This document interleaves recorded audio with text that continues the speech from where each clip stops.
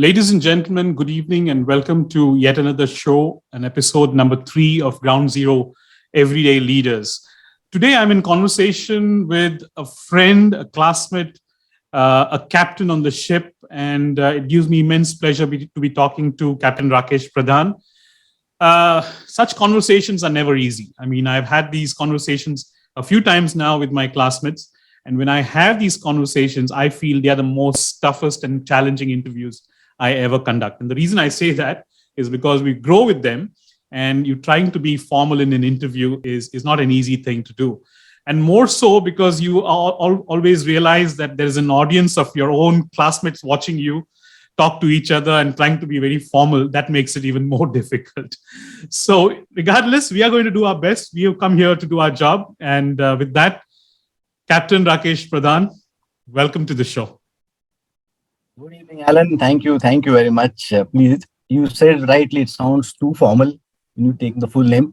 And I know you also addressed me by my nickname, which I've forbidden you to do that today. Right? No, thankfully, I kind of have a rubber band tied around my wrist to make sure that it reminds me that. Yes. So thank you for that. And thanks a lot once again for inviting me. It's great to always catch up with you and talk with you, and especially on this platform. So I've seen your previous episodes; they were pretty good. And thanks once again for inviting me. Yeah, well, Captain, they say that we cannot control the wind, but we can always direct the sail. And today, I think we got to direct this interview in the way we want to do it. And we're going to have a conversation which I hope that many of the youth who listen to this conversation get inspired by, because I know that you certainly exemplify a great person, not just on the ship, certainly as a human being, as a leader on the ground. So it gives me immense pleasure to be talking to you today in this episode number 3. So, Captain, diving straight into some questions, and I don't know where to start, but certainly some of the things that you relate, you'll have to be probably very careful, because I know a few of them, having growing with you. But yet, let's do our best. Always the problem when your interviewer knows too much about you. Yeah, probably is. But we will do our best to keep it as exciting for the audience who are listening in. I have this thing that, every time I talk to the guest, the first thing that comes to mind is early days, of course. How you grow up from where you are and what brings you to the stage where you are today. But there are these interesting things that happen during the course of your journey when you start your early days, your childhood.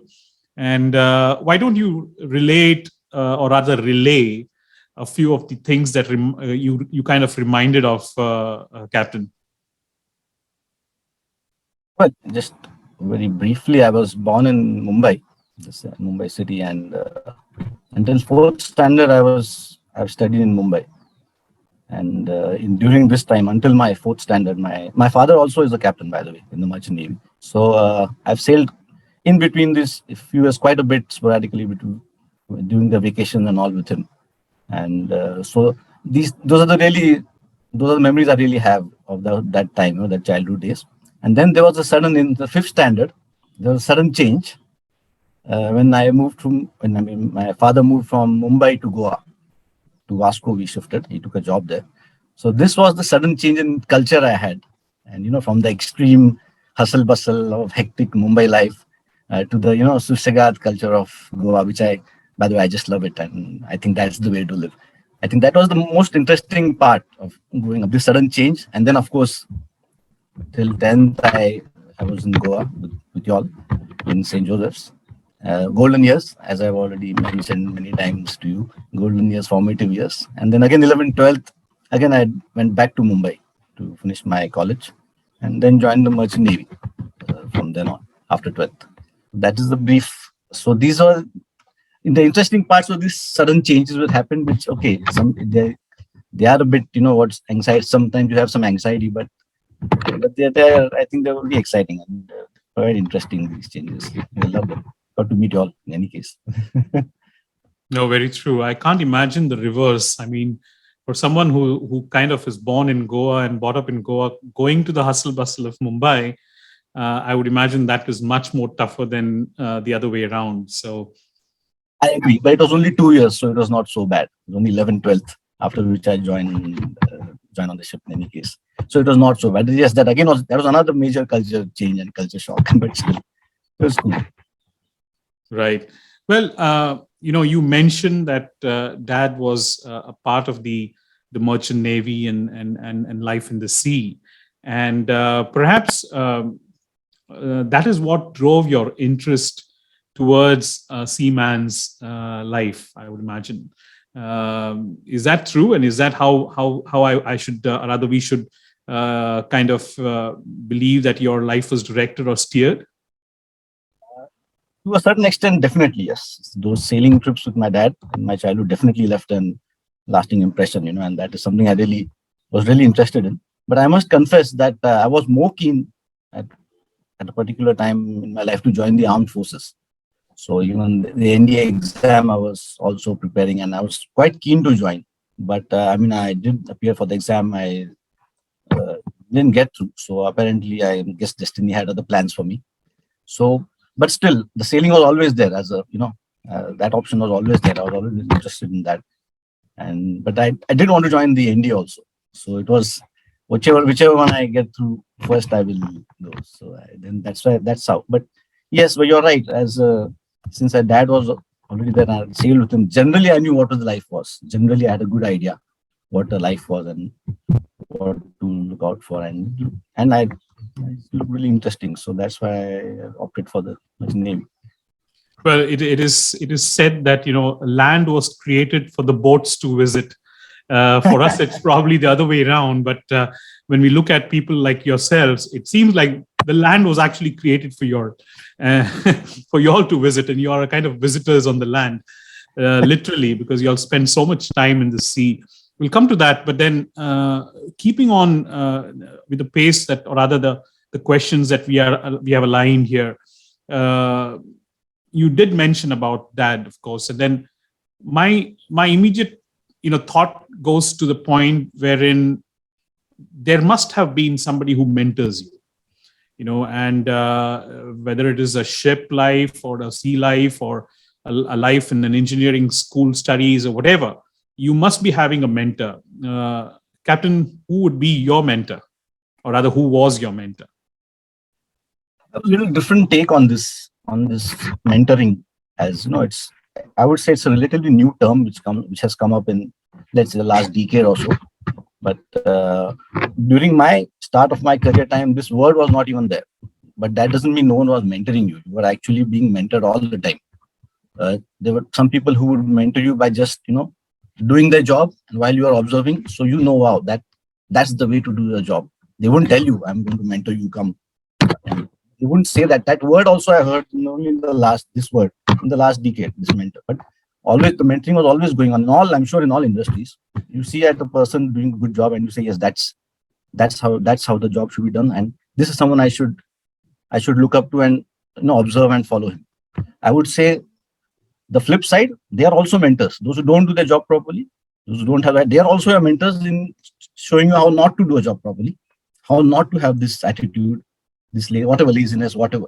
So those are, according to me, they are also your mentors. How not to have this attitude, this whatever laziness, whatever. So those are, according to me, they are also your mentors. They mentor you on what not to do, and these mentor you what to do.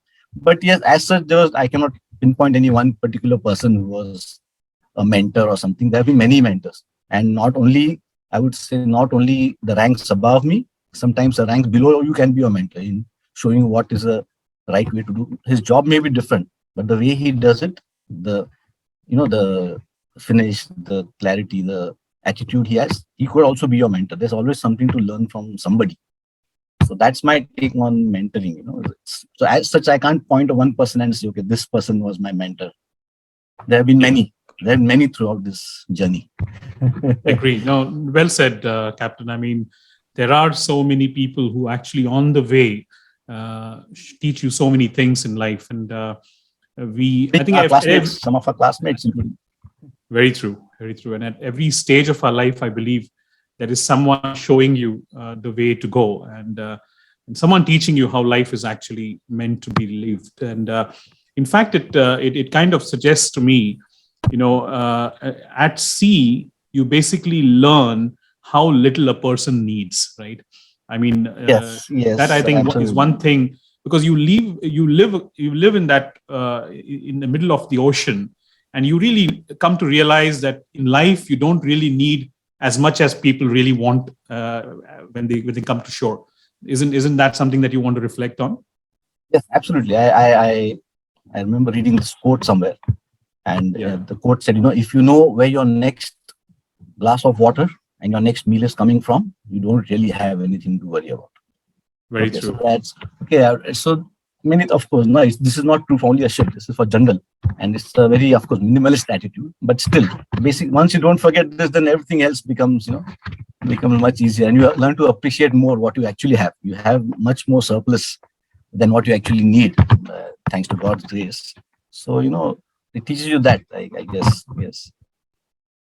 But having said that, I mean, life in sea or life on the ship can never be easy. I'm sure you have lots of challenges coming your way, and you only have so many. You only have so much of infrastructure around you or people around you when you have challenges to face right in the middle of the ocean, especially in deep, wide ocean, the blue seas. What are the most challenging moments or experiences, Captain, that you have personally experienced during this entire course of your journey so far? Well, two things. First of all, the most challenging moments in my career or anybody's career, I think, is a starting point. Is especially in a career like mine, where you suddenly go away from home and you don't have any backup system of your loved ones or your family for you're on your own straight away in a far away land in a closed environment with 20 people. And so that was the most challenging moments were those initial ones. And the first ship when I joined, those initial few months. And unfortunately for me, I got unfortunately or fortunately, I don't know, I got one of the worst possible bosses, let's say. The immediate rank, the chief officer who's directly in charge of us cadets. Fortunately, unfortunately, I got the worst one. Unfortunately, because it was right after I'd left home, and you're not really used to that much work at home or whatever. However much you prepare for it, you're not used to that different timings and shifts and that those kind of grueling schedules that we had. Fortunately, because that was the worst one. So after that, it just got better. So those are very challenging those times, and it was so bad. You really start thinking, have I made a mistake in joining this career?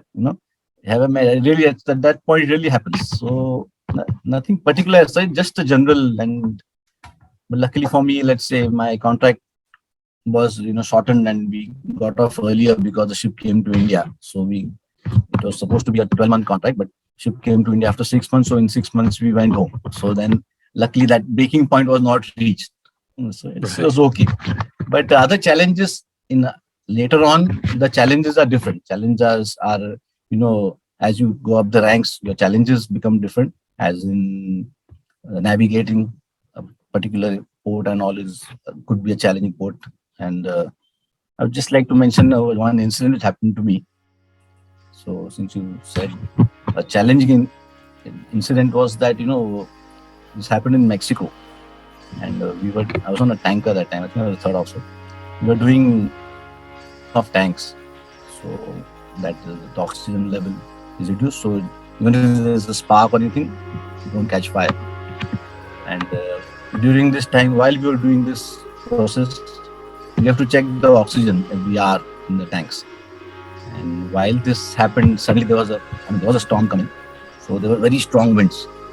And me and one crew member, we were supposed to do the readings, the oxygen readings, and of course we didn't realize the wind is so strong. We didn't know, of course, it was blowing, but it was so strong that as soon as we stepped out of the accommodation, both of us got blown and thrown back about at least 25 meters just by the wind. And luckily for us, the wind was from right ahead, so we just got thrown back along the ship. Luckily two things didn't happen. We didn't get blown overboard, first of all. Mm. And secondly, we didn't hit any hard structure. There was some harsh, but luckily there were some ropes nearby, mooring ropes, which are, reasonably soft. So we just landed on those ropes and somehow made our way back. Those were really scary times. Both of us were really shaken and scared. Could a little wind from here and we would have both been blown overboard. That was very risky that time without wearing. That time safety was also not such a big, now with this wind, we wouldn't go out without wearing a lifeline or a harness and things like that. Sure. That time was not so much that in those years, early years, not so safety conscious people, I guess, or we didn't even know it was that bad, the wind actually. So these kind of things, they keep coming in all ranks. As captain also, sometimes challenges could be different kinds of challenges. It could be HR challenges to manage the people on those challenges. Different kinds of keep coming. Yeah, these are the ones. Well, it is said that in calm weather, every ship has a good captain, right? And it's very simple to be captaining a ship when the weather is calm. But I can imagine when it gets rough out there. Well, you probably, I can't imagine how I would deal with situations such as that. But I'm sure you have had your experiences, dealing with rough weathers. How's it out there, Captain? Give us a hint. I'll tell you what, over the years now, in recent years, our forecasting system has got pretty good. Now we get very good early warnings. So let's say 8 out of 10 times, you can avoid a particular, when you know there's a storm coming, you can avoid storms. Is that Sure. two times out of 10 is the unpredictable, nature of storms and all that. When they change their paths, they don't follow their routine paths. That's when you can get stuck in a bad storm, and that time it really gets bad. And Right. the type of ships I sail on, they are these gantry ships. So we have a lot of weights high up. So they move a little more than the other ships. They roll about quite a bit. So it can get really bad. But I would say designs of ships have also improved. They have become safer, more stable. So generally, I think that thing is taken care of. That those really bad experiences that earlier guys had, like my dad's generation had, those have been taken care of more or less. Now you still face them, but they're not so bad. I remember a conversation that we had in terms of how sophisticated things are getting on ship, in terms of infrastructure, in terms of technology. If you remember my early days after college, I tried to join the ship as well as a radio officer. And at one point of time, I realized that there's little future in that, because I knew that the job was pretty much substitutable, or could be substituted with technology. Is there any radio officers anymore on a ship? No. Long back, they have that position, and because it's become so easy now, the technology, anyone can operate. And it's automated now. Now you don't need someone to sit there and monitor all the time. Once you can get alarms, you can set it to give you alarms. So it's a long back that post was removed, unfortunately. So, Captain, as a person responsible for the ship, what would be your most daunting task? I mean, what would be that one responsibility that you feel is something which you feel the ownership of? You feel responsible for all those colleagues of yours who are with you on a particular journey. So, what is that most daunting task that as a captain you have on a ship? Okay, that I would say that task has changed over the generations, over the decades. Just to take you back again a couple of generations, captain's main task, and the only was navigation, because those were pre GPS times. GPS, a global positioning system that you have now in your car also. It tells you exactly where to take a right turn, left turn. So now we use the same GPS. We don't even need that much accuracy. We use the same GPS to tell us the position of the ship. The earlier guys, the earlier generations, the captain's entire focus and skill was in getting the ship's position. And, basically to arrive from point A to point B in as straight a line as possible. Now that task has been made, much easier once GPS has come. Now we get our position all the time. So navigation as such is become very easy. My daunting task, as you asked, is now just maintaining harmony on board between 20 to 25 people, making sure they all do their jobs properly. Because when they all do their job properly, my job automatically becomes easier, right? And maintaining this harmony between people of different backgrounds, completely social backgrounds, economic backgrounds, ethnic backgrounds, different nationality backgrounds. We have multinational crew also. So maintaining them all, harmony between all of them, that is, I would say, that is one of the major critical tasks. Once that harmony and that cohesiveness is there, that okay, we are all part of one team. Once you get that, then half the problems are solved there only. Then everybody is on the same page. Another thing I would say is, see, roughly according to me, at least, about for a particular job on board ships, at least 80% of the people know the job, know what they have to do, and they do it properly to the required standard, and performance is okay. 80% of the people you want to work. There's 10% of the people also are motivated to do a better job. They do a better than required job. Their motivation could be anything, promotion or just their natural motivation. They're also, of course, they're wonderful to have, but they're only 10%. The remaining 10% are the one who I have to watch out for, who know the job, but still want to, human nature, I guess, do minimum or less than minimum required. I'm going to get the same salary whether I do a decent job, a very good job. That's the attitude. That's the attitude problem. So these 10 people I have to focus on and make sure they join the 80% at least, who do the job to the required standard. And those 80% I have to motivate to join those other 10% who are doing better job. So this is all the time my responsibility, I would say, on board, to make sure everybody is doing the job properly. Experiment has been carried out, actually a management experiment. It is easier to do a job yourself than to get it done from someone. But only problem is you can't do all the jobs. It is physically impossible for you to do everything. Hence you have to delegate and have your subordinates. So getting the work done from them to the required standard I would say that is my most daunting and major task on board. Make sure everybody is doing the job properly. How is another story, of course. There's training, there's everything. Motivation, how do you motivate them? Carrot and stick is always there. There are only two options to motivate, carrot or stick.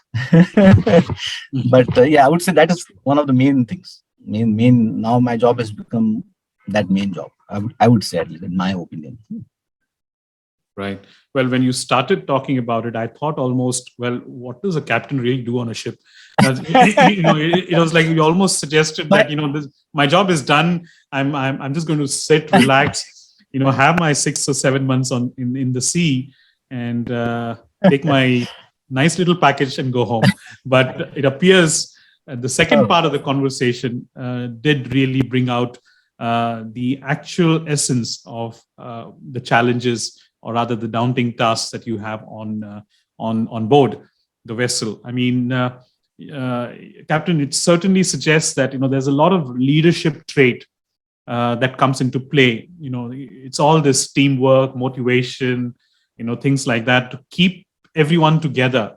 I can imagine sailing together for 6, 7, 8, 9 months, and having the same people day in and day out around you is certainly not easy, and that certainly sounds very, very stressful to me, right?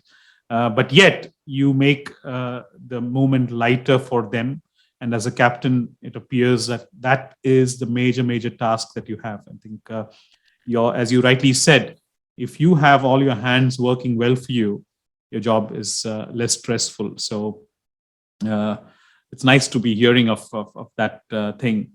It could still happen, even if everybody's doing the job, because unfortunately my profession is such that I'm also reliant on outside people whom I have no control over.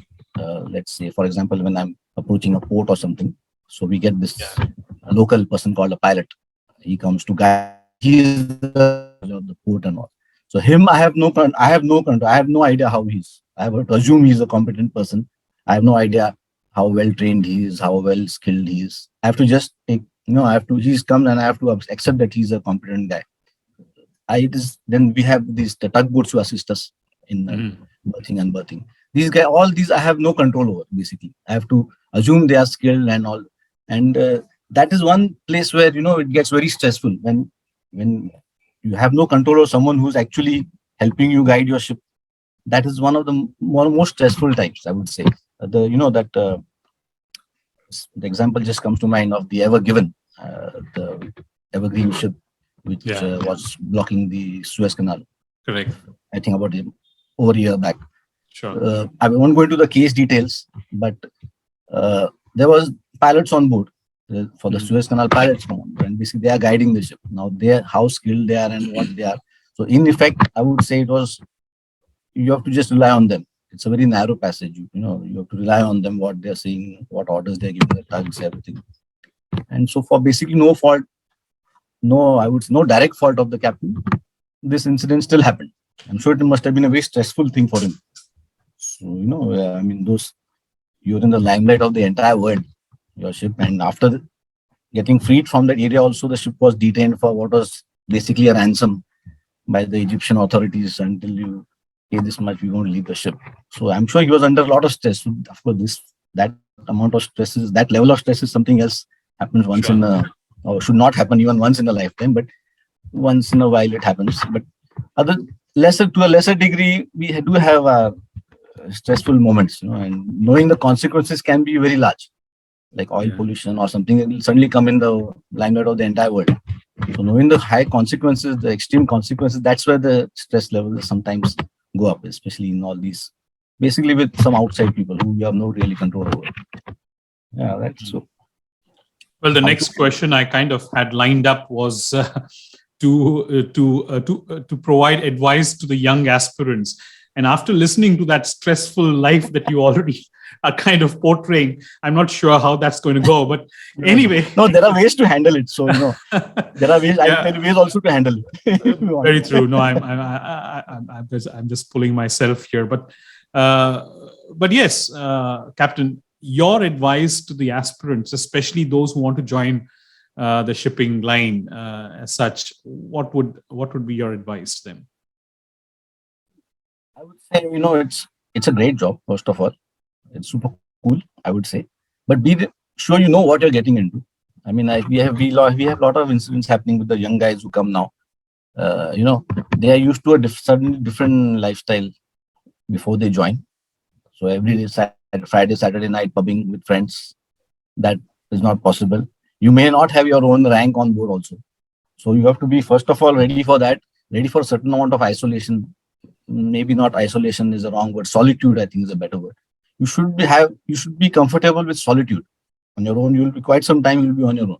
You'll be working and all. You will have people to mingle with and associate with, interact with. But in a sense, you may not even have someone of your same rank. So that is, you should be comfortable with solitude. What to do with your free time, you should know what. You should not have to say, I have to go. We have this problem happening on board.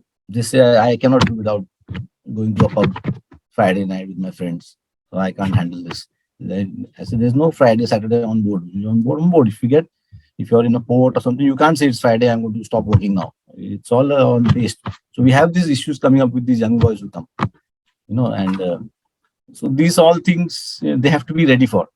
Otherwise, I think once that part, if you can staying away from home, like again, coming back to the stress level that we mentioned earlier, stress is there in each and every job. I know even in any office job, there is stress. There is no job in this world without a certain amount of stress. Absolutely. But the advantage in the office or when you're in your land is in evening you go back home. Correct. One meeting with your loved ones, and you can or you look at your children, your dog also. Stress busters. You have those immediate stress busters. You don't really have to do anything. You go back. I don't have that luxury.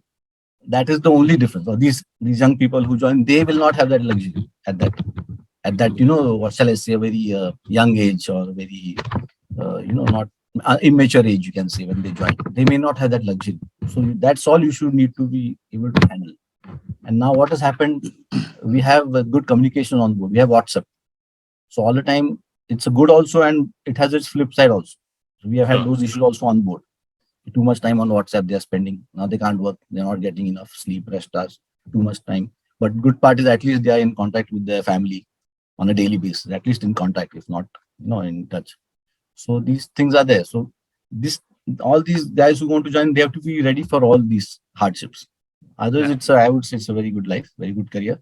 I would, of course, pollution-free environment. There is, No, uh, one thing that straight away comes to mind, and you raised the point. I mean, it's very easy for people who on land who have such. I mean, as you rightly said, every job has its own issues and challenges and problems and stresses.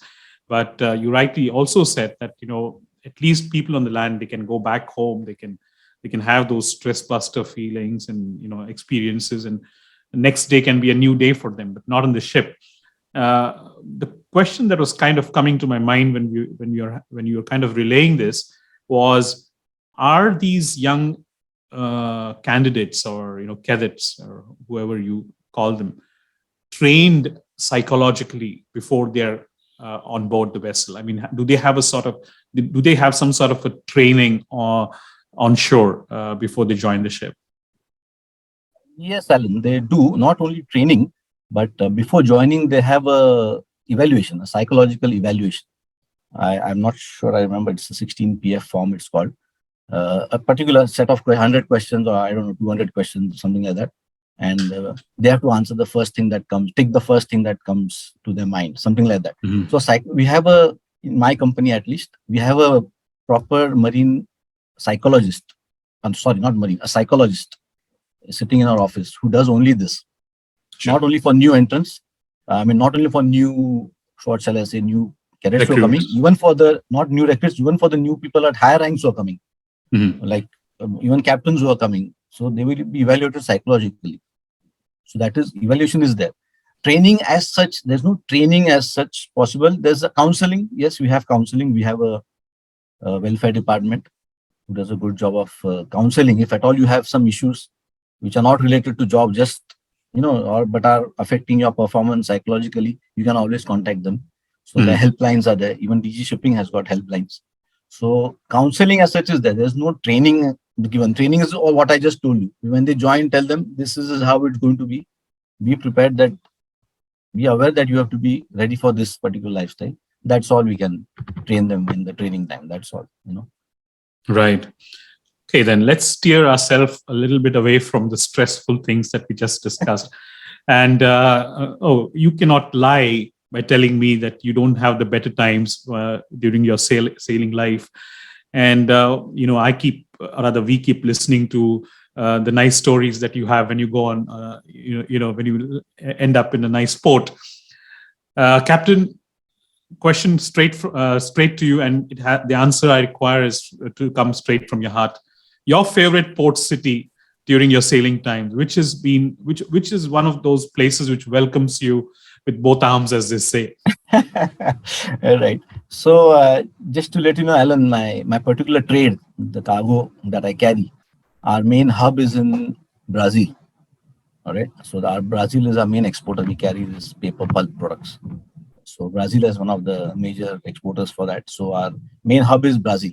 So Brazil, we have many ports we go to, and it's our main hub. So wherever we export it to, we just come back to Brazil for loading. We may load something else just to get us back, so that we don't come back empty back to our main exporter. So all of my favorite ports, I would say, Brazil itself welcomes you with open arms, the country itself. And 2-3 ports we have a pretty regular attendance there. So Rio de Janeiro is one, I would say. It's really nice to go and visit. Pre-COVID times we could go out, and now with COVID, of course, there are a lot of restrictions to go out. But if you just put me on a spot, tell me one port, I would say Rio de Janeiro. Well, if our friends were given a chance to have asked this question, they would have said, except for Brazil, ask Captain to tell us which is the other port that he would have wanted to nominate as his favorite port besides the ports in Brazil, because we always know that, and I was personally expecting that answer. So no surprises there. But for the heck of it, Captain, please tell us, besides Brazil, which is the other port that would fascinate you the most? That's a tough one. That makes a better question. Yes, that's a tough one, but not some place we go very regularly. But I would say Hawaii is another place I've been. Mm. Very very nice. Other than it's other than its closeness to Goa. I mean, geographically, topographically, but still, I really enjoyed that one visit there. A lot of things to do. A lot of things to do there. A lot of marine. Those marine parks are also fantastic. Aquariums and all. Right. I would say that's the one comes to mind. That's all. No other reason. Okay. So, Captain, what has sailing really taught you? I mean, what has this entire journey, this life in the merchant navy taught you, and how do you relate yourself now to this life that you led so far? Taught me. I think we have already hit upon those points. What it has taught me. One is value of family. I guess one. Every moment. I mean, because I'm away for so long from them, every moment spent on leave is a precious moment with them. So I would say that is one main thing, which I find sometimes lacking in my other friends. I mean, around me also. I mean, they are not that bad because every any day evening I'll meet them. So they are not that. That's one thing I would say. And other thing, like again, we touched upon this handling of resources, like this, or how to make do with, not I would Mm. not say minimum resources, but whatever's available resources. Like what we have Right. on board, we have on board. Once we sail out, we can't cry, oh, we wanted that also, we wanted that. So what is there now? This is there on board. You manage.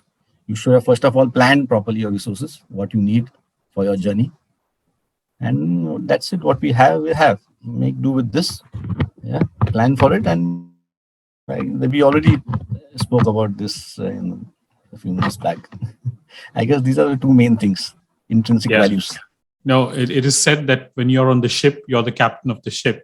But once you leave the ship and you come home, I don't think you have that steering in your hand anymore. It's always been a pleasure to be watching you when you are sailing. We, as you rightly said, we also, as part of your family, have the privilege of chatting with you when you're sailing, and we find that despite the responsibility you carry, you show a lot of calmness, you show a lot of composure, and you show a lot of confidence in the personality you have, and which is, I think, the person that a ship or a company looks for when choosing a captain for a particular journey or a ship. So many congratulations to you for the many journeys and miles and kilometers and nautical miles, or whatever you want to call it, that you have kind of covered all through your life, Captain Rakesh Pradhan, and more importantly, for having that beautiful family that you're journeying with in life. Our best wishes to Pranjali, Avni, and Arnav, of course, as you guys make a beautiful family, and also to your entire extended family, because there's a lot of roots that come, from where you come. You bring a lot of experience right from your dad, and I know your brother Rahul also has been associated with the shipping industry and the sea life, and so there's a lot that we as your classmates have learned. Me personally have seen a lot of beautiful things as well when I have spent time with you. So thank you very much, Captain Rakesh Pradhan, and looking forward to meeting you personally. Yes, looking forward to that. And thank you once again for inviting me. It was great, always catching up with you and being on this platform. Thanks a lot. Thank you. And so, ladies and gentlemen, thank you for being a part of this journey tonight. It has been wonderful, as always, to be talking and being in conversation with a leader on the ground. Being a captain of the ship, he certainly exhibits a lot of leadership qualities, and we kind of heard that during this interview. Hope you all enjoyed it, and we look forward to the next episode, of course. But in the meantime, do not forget to subscribe to our channel, our YouTube channel, and also comment and like if you have any thoughts that you had from this particular program we broadcasted today. It's Captain Rakesh Pradhan and me, Alan D'Souza, signing off. Have a good evening. We see all these adventures, read books, and see related shows and movies, whether it is the Papaya, the Titanic, or Captain Phillips, and many more for that matter. and are convinced that life at sea, despite its challenges, is interesting. Well, that's for us to watch from a distance, but what about those who actually live it? Through Captain Rakesh Pradhan's experience, his principles, and his leadership, it is clear one is not naturally born to sail. There's a lot more character required, a lot more grit and sacrifices that go along. We salute Captain Rakesh Pradhan for having enlightened us tonight, for having opened our eyes to respect the men who rule